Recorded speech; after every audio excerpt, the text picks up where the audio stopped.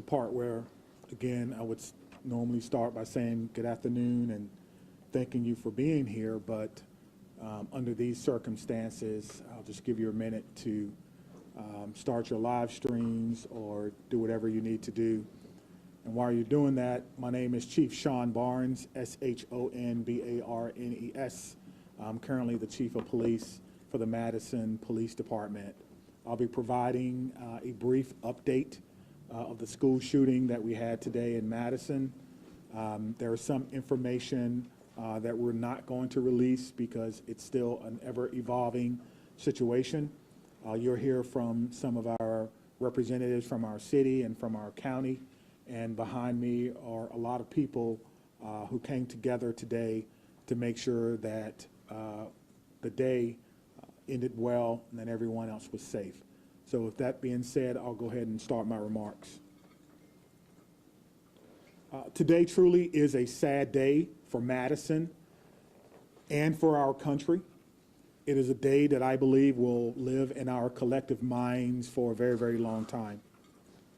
Here are the details. Today at 10:57 a.m., our team was called to the Abundant Life Christian School in reference to an active shooter.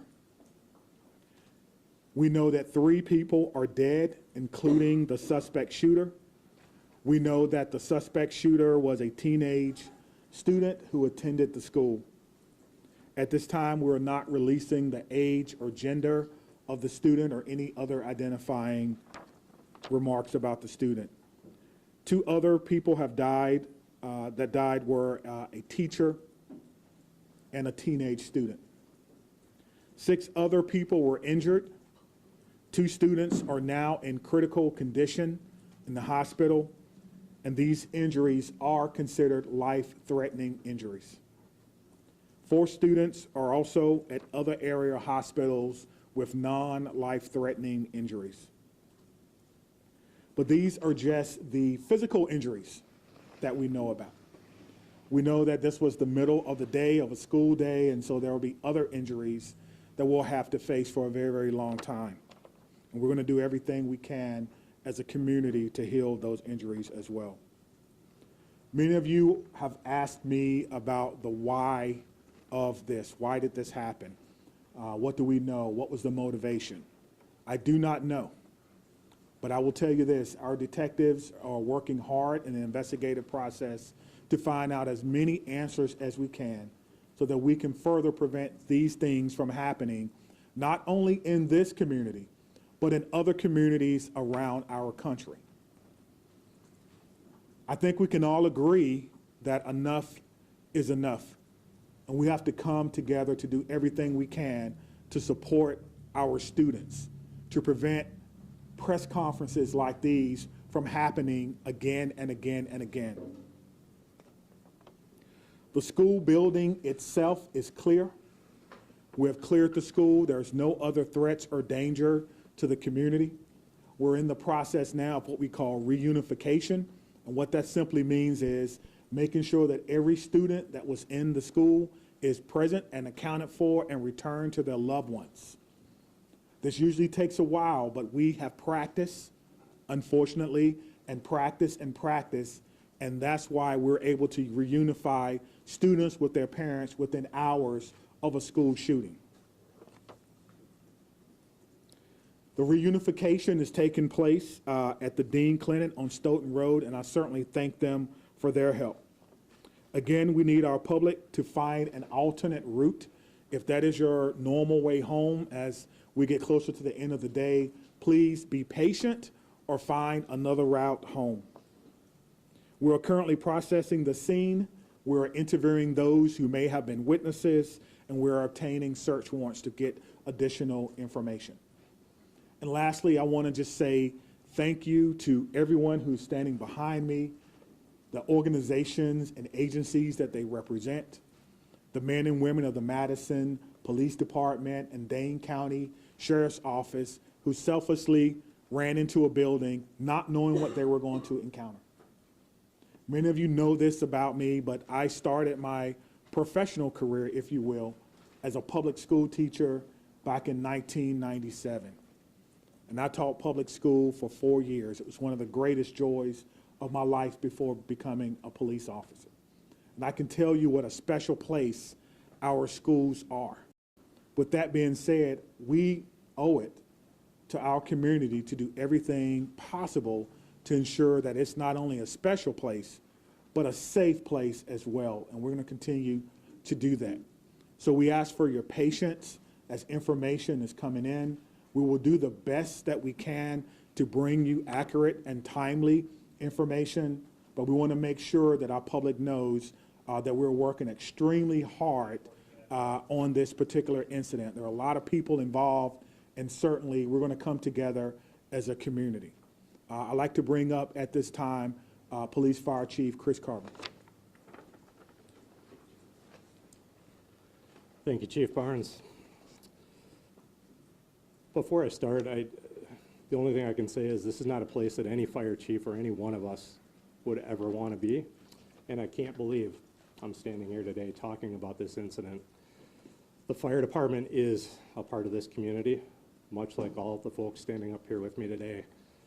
Our hearts are with and our arms are around everybody impacted today and everybody within our community. With that, I won't repeat the details shared by Chief Barnes, but I will share with you the fire department activity for today. Much like Chief Barnes mentioned, at 10:57, we were also dispatched with Engine 5 and Medic 5 to the same location. Throughout the course of the incident, we responded with 5 engine companies, 4 ladder companies, 15 ambulances. I would like to take a moment and share our gratitude for our county partners throughout a multitude of EMS and fire agencies that joined us in the response today.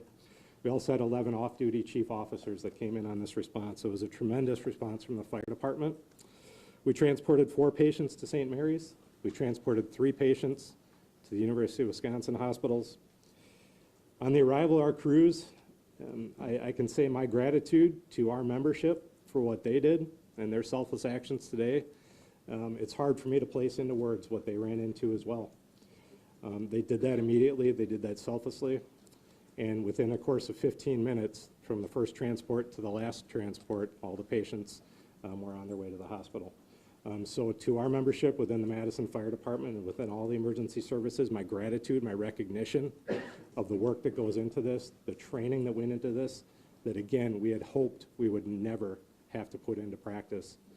One more time on behalf of the Madison Fire Department, our hearts are with you, our arms are around you, and we will be with you throughout the duration of this.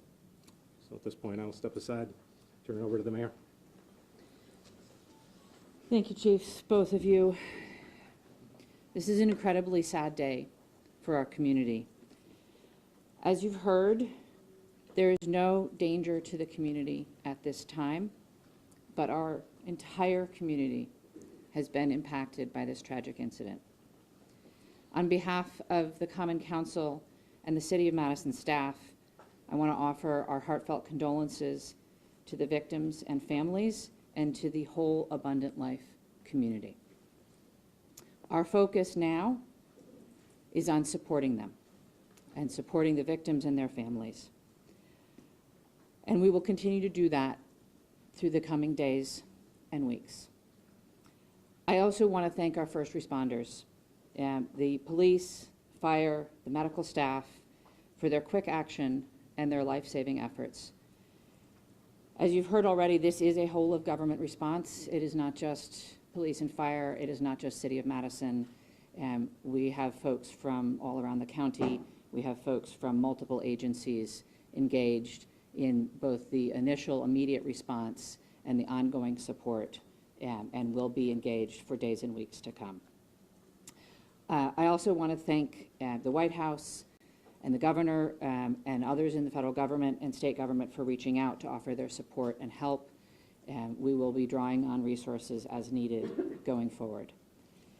But the most important thing right now is to make sure that we are centering the victims and their families, and that we are doing whatever we can to support them and to help them heal, and to lift our entire community up through this difficult incident. I am on record that I think we need to do better in our country and our community. to prevent gun violence. And I hoped that this day would never come in Madison. It is not something that any mayor, any fire chief, any police chief, any person in public office ever wants to have to deal with. And so I will ask our entire community and our entire country to do whatever we can to make sure that no public official ever has to stand in this position again. And now I'll invite the county executive to the podium. Good afternoon, everyone. Today, our community is reeling from the heartbreaking and senseless tragedies at Abundant Life Christian School in Madison. As a mom who received a text from her son at a high school here in the city of Madison wondering if he was safe, I can tell you, this hits you in the gut. Our community is better than this. Our country is better than this. It cannot continue. My heart goes out to the victims and their families and the students and the educators, and the list goes on and on. Every one of us is affected by this unimaginable and unacceptable violence that has hit our community today. School community. The Sheriff's Department, the Department of Emergency Management, Department of Human Services have all been on the front lines. My phone has been ringing from people across our state and our nation asking what it is that they can do to help our community. And right now, it is our time to be committed to supporting this school, these students, and these families, and our first responders who went into that building during this devastating time. We must work closely with our law enforcement officers and first responders, mental health professionals, community leaders, and policymakers to ensure that we are taking care of one another. No community should ever have to endure such a tragedy. And my administration is going to do everything that it can to provide assistance to those who have experienced this devastating loss, and also do everything that we can to prevent such tragedy from occurring. To all of those who are grieving in our community, please know that you're not alone. Dane County stands with you. We're here to support you in any way possible. Please reach out and ask for help. The governor's office, as well as the mayor's office, and I will continue to update the public as we learn more. But please understand, there are many things that we cannot share with you right now. This is an active investigation. This is an active case. The SSM Health Clinic near the intersection of Buckeye Road and Stoughton Road is the reunification center. I know that that has been out, but we need to make sure that folks know where it is that they can go to be reunited with their children. Again, in the coming days, we are going to make sure that we are supporting those that have been most impacted by this. But folks, reach out, ask for help. This does not need to be the reality of our community. Thank you. All right, we'll start over here with questions. Just raise your hands. Tell us, how did this unfold? Can you give us a bit of a timeline, how your officers got into the building? Sure. We received a call at approximately 10:57 a.m. Someone from the school called 911 to report that there was an active shooter. That means something different to us, obviously. There's different protocols that go out, tone alerts even, so that even if officers are busy doing other things, they respond. One of the things that I do want to note is that our training center is about 3 miles from there. We have special event team medics, those that work with the fire department, responded to this particular scene from their training day. So what began as a training day became an actual day. And so that's how this call originally came in. Nicholas, did you have a question? What can you tell us, if anything, more about this shooter and what their motivations were, or have you made contact with their family members? Anything updated on that? Sure, there's nothing new that I can tell you about the shooter at this time. Again, as difficult as today is, that's still someone's child that's gone. That's still someone that has to deal with what happened today. And so we want to make sure that we can ensure as much cooperation as we can. You asked me about why, as I stated before. I don't know why, and I felt like if we did know why, we could stop these things from happening. But what I will tell you is, as soon as we are done with the investigation, any information that we uncover that will not compromise the safety of anyone involved or compromise the confidentiality of any of these children that are involved, we'll tell you. I just ask for your patience. All right, over there, sorry, go right ahead. Chief, what kind of gun was used today? We know it was a handgun. We know a handgun was recovered. All right, sit down right there. Was the shooting confined to one classroom, or did it spread out throughout multiple? We know it was confined to one space. I do not know if it was a classroom or a hallway. One of the things that we've gotten very good at, certainly different from in my day, is that if you do not need to be in a crime scene, you do not need to go to a crime scene.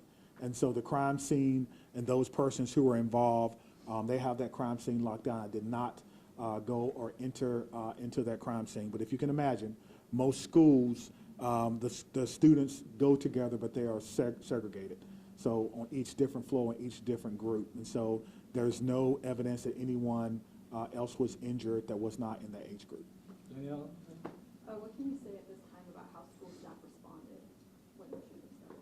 I cannot speak to how the school staff responded. You know, we did have injuries, but it could have always, of course, had additional injuries. I do not know what the school's protocols are. Again, this is a private Christian school.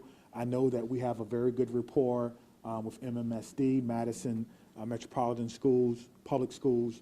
So we have done trainings for them before, but I would assume that most of the teachers have the same or some similar type of training as a part of their certification. There's conflicting reports online about how many students are enrolled at the school. Can you confirm approximately how many students attend the school? I do not know how many students attend the school, but their website says that they serve about 200 families. Right in the back, white. What kind of support systems are going to be made available to people who are affected by the incident? That's a good question. As you heard from our mayor and our county exec, we have services within our government that will be made available to them. I have a lot of confidence that they're going to follow through on that, and we'll make sure that that persons who need to. Do you guys want to speak to that? So, Dane County Human Services, as well as the Red Cross and other consolidated agencies, are already on scene. And we will continue to be on scene, and those resources will be bolstered. Again, please reach out. You are not alone. We are going to navigate this together, and there are people who are affected by this trauma who are not in the reunification center or at the school. We need folks to be reaching out because we do have resources available. Did you know if Abundant Christian Life School, did they have a school resource officer employed? It's not my knowledge that they had a school resource officer, that if they did, it would be a police officer, and I know where they all are, and they're not in the schools right now. 15 in the back there. So in terms of witnesses that you mentioned about investigation, what is that looking like, and how many Sure. witnesses are you guys speaking of? Sure. So the detectives will talk to anyone who may have seen this particular event unfold, anyone that may have been unfortunate to hear something. They will be talking to them. It's my understanding that that's in process now, and everyone is cooperating fully. That will give us an idea of not only what unfolded, but it could answer the question to motivation, because again, the students who unfortunately had to witness this. But that's not something that we want to rush. We're not going to interrogate students. We're going to give them an opportunity to come in and speak to what they may have saw when they feel ready, which is why some of these questions can't be answered right now. All right, Spectrum Road. How do you reassure the community that it's still okay to go back to school? I mean, everybody's got kids, and I think, maybe it happened at this school, but there's everybody that's got a kid anywhere, right? This in Dane County, it's gonna be hard. Yeah, I think you're asking me, how can I say 100% that no child will ever be harmed in school? I can't. No police chief can. But all I can tell you is that we have systems in place so that if something happens, we can respond like we did today. I can tell you that our mayor and our county exec has committed resources to not only public health, but also mental health. I can tell you that every teacher that I've ever had contact with at MMSD cares deeply about their students. Every staff member, I talk to staff members all the time, who tell me things that are going on in the schools and want to do whatever they can, even if it's under anonymity, to let me know that they want to have a safe school. So my reassurance to the public is that if you see something, say something. If you know someone who may be going through a difficult time, please reach out to someone. And I think what I can do is make sure that our police department is transparent and open and honest and inviting for people to call and give information. I think MMSD does an excellent job of that, and the same thing can be said for any other private school. If you want to give information or you need someone to talk to, I can promise you we'll have someone there to get that information. All right, then. Understanding that this is a private school you may not be as familiar with, what can you tell us about some of the physical measures that are in place at this school, whether it's metal detectors, secure entryway, cameras, et cetera? Yeah, that's a good question. I've never been in this school, unfortunately. I'm not aware that there were metal detectors in the school. That's something that we can certainly look at. Most schools have some form of surveillance or public space cameras, but that will be, of course, part of the investigation process. Scott? Chief, can you clarify, you said 7 were injured, but 6 were hospitalized. Does that mean one's been treated at least? And secondly, is the shooter's family cooperating with the investigation? Yeah, so that's 2 questions, but let me try to handle the first one. So I'm trying to go back to my notes. So we do know that 1 person was pronounced at the scene, and so that may be the 7th person. But we can get you all that information just when we're done. I'll have my PIO give that to you so you can report it accurately. And what was your second question? Is the shooter's family cooperating? At this time, yes. So you have made contact with the shooter's family? We have. And what were the steps to do that? It's through the investigative process. Okay. Is the shooter's home being searched? We've heard, we've got some information about that is ongoing. Yes, obviously, once we have identified, we have initiated a search, but we think that search is either ongoing now or that search may be concluded. Of course, it's about safety. That's the first thing, making sure that people are safe, and then we'll go from there. This has been, this has been an amazing day for everyone. And so if you have someone who is deceased, who may have been a shooter, you want to make sure that their family is okay. You don't know. And so that is what we're doing right now. It is about the safety of everyone. This is going to be a long day for the Madison Police Department. We just want some of your patience. Are you aware, had the school had any prior threats? And then just, jumping off of that, do you know if the shooter had any prior contact with law enforcement? We do not know that the shooter had any prior contact with law enforcement, but I did do a check of the school. There were some calls, but they were like 911 hang-ups, things of that nature. There was nothing that suggested that the school was a place that violence would occur. Chief, I know that you mentioned that the shooter died of a self-inflicted gun wound. Did that happen before officers arrived at the school or when the shooter saw officers coming into the school? Yeah, so let me say that the cause and manner in which the shooter died will be determined by the inmate. But what I can tell you is the shooter was dead upon our arrival, police department arrival, and no officers fired their weapons. Okay? Lucas? What are these search warrants you're executing? Are they at the residence on like a device the shooter had? What do you, I'm sorry. The extent of the search warrants. Yeah, so the extent of the search warrant is to be able to go in a place that we don't have permission to be in and make sure that everyone is okay. And then if there's any evidence that we think we need to collect, we could only do that with the use of a search warrant. And so, again, we have to determine if there is evidence that we will need. Everyone wants to know what led up to this. Are there any additional threats to public safety? Is this person or was this person by themselves? There are a lot of questions that we want to answer, but we have to answer the safety questions first, and then we'll move on to some of the more investigatory questions. Are you in possession of any of the shooter's devices? I am not, no. Catherine? I'm wondering about metal detectors. You mentioned in the first meeting that you were not a fan, and that this school probably doesn't have them. And do you know other schools that do? Do you think that that's something we should start talking about, metal detectors in schools? I guess the question is, would you want your child to go to a school with or without metal detectors? I can't answer that. I can't. Right now, in a school Yeah, without them. yeah, absolutely. So the idea is to create the safest environment that we can without metal detectors. That is my answer. Chief, this was a shooting at a Christian school right before the Christmas holiday. Can you address the impact of that? And is the Christmas holiday at all, in your belief, related to as a motivation for the shooting? Yeah, so to the question of motivation, we don't know why, but to the question of so close to Christmas, we have a lot of people going to be impacted. If it's a Christian school, then obviously our holidays, our Christian holidays are very important to the students, very important. It's a time for family. Students probably getting ready to go out on break, and now the break will be a little less about celebrating Christmas than more about celebrating perhaps friends and loved ones and staff members who perhaps lost their life. That's why I'm asking everyone to, of course, keep Abundant Life Christian School in your thoughts and in your prayers, and we'll get a couple more, okay? Okay, real quick, Phoebe. So it's a private school that takes public money through the voucher system. So what has this revealed about maybe gaps in security or training for staff? Is that something you're thinking about whether schools that are private that take public money need to be, kind of on par with public schools when it comes to safety? Well, what I'm telling you is that in 1997, I began my professional career as a public school teacher. I taught history for 4 years before becoming a police officer. So I did not get far enough to take courses in administration and budgeting of schools.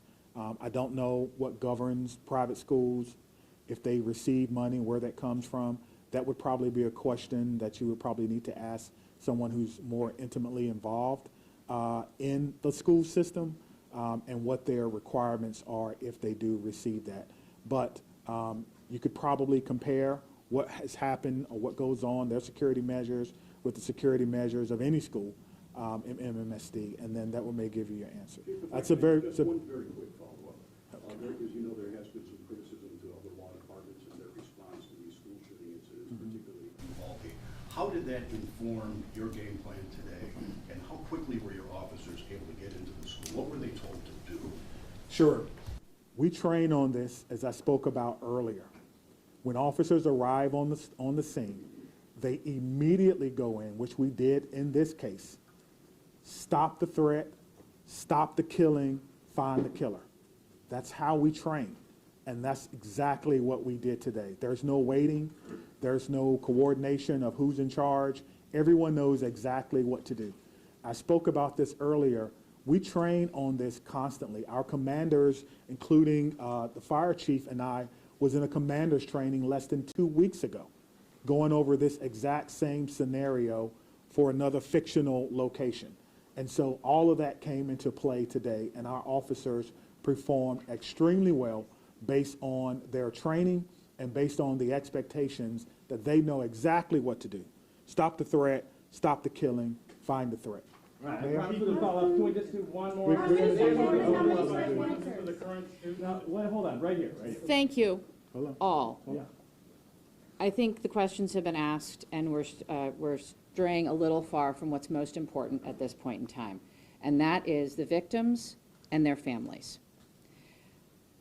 I have 3 things to add. First of all, there is a lot that our community can and will do in the coming days to support the victims and their families, and we will have more information at future briefings.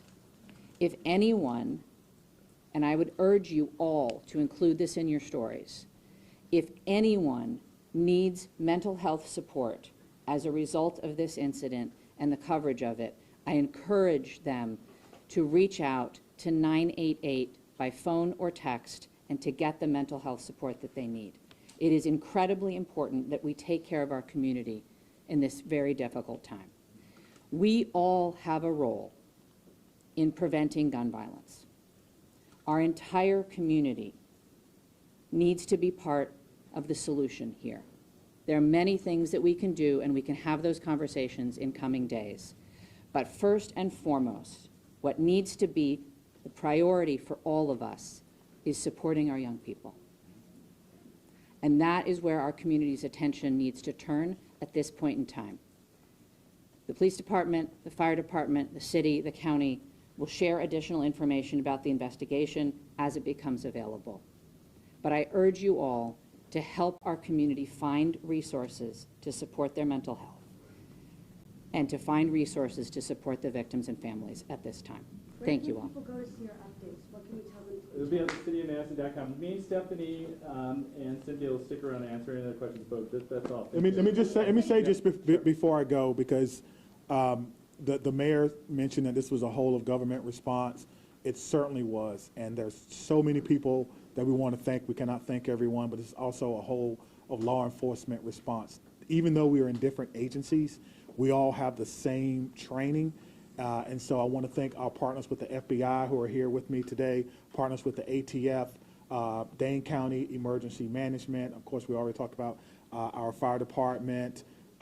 We've got calls from the Attorney General of the United States, Wisconsin State Patrol, our governor's office, State Patrol, Monona, as well as our sheriff's office. I know I may have left someone out, but thank you for how you responded, professionally, quickly, and according to the way that we all trained, and it all came together to ensure that no other persons were hurt. Thank you. Chief, could you just say what time you guys made entry? We just want to nail that detail down. 10:57. But that's the time you made Not entry. all. Right, in 1 minute?